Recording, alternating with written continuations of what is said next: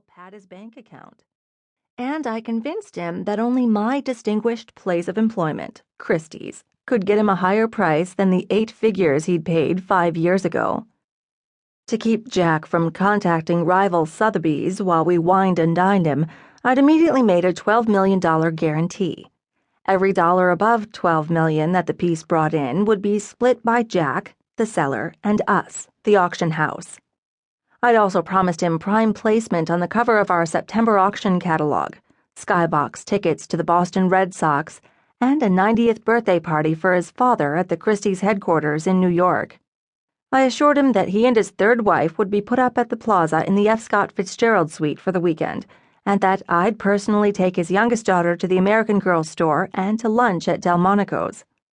"Around strangers, she only eats condiments," he'd warned, pushing back his dapper mop of brown hair and giving his diabolical 7-year-old daughter a wink and several packets of ketchup before heading back to the hotel.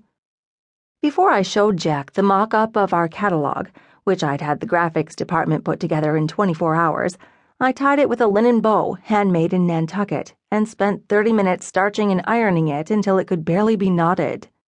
American furniture is mostly bought and sold by Americans, but this cabinet was a record breaker. I knew collectors in Russia, Asia, and the Middle East would be interested. It was something we had to have. The courting we did in the American furniture department to woo estates was nothing compared to what went on in the bigger departments, Old Masters, Impressionist, Contemporary. I wanted Jack Davidson to build a relationship with Christie's, and as soon as his beloved father, Paul Davidson, died, I wanted him to think of no one but Christie's when he sold his estate.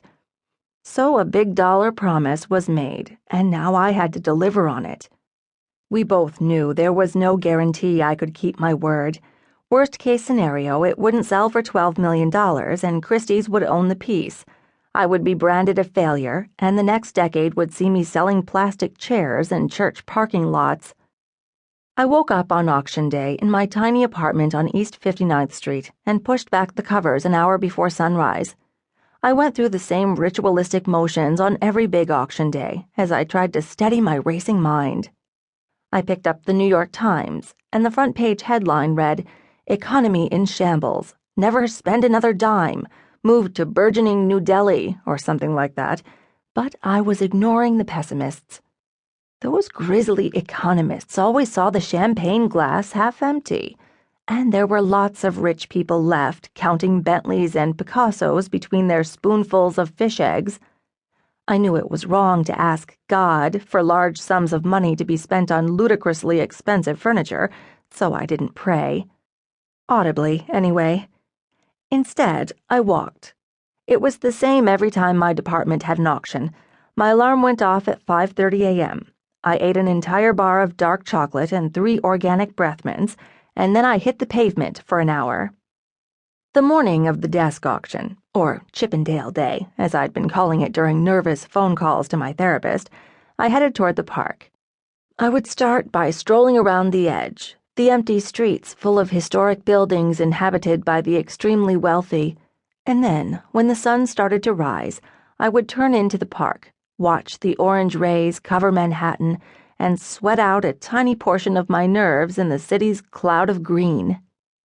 I walked 23 blocks, watched the yellow cabs race by, and climbed up and down the steps of the Metropolitan Museum of Art. All I could think about was money. Specifically, $12.2 million. I'd be happy with that. Not thrilled, but happy.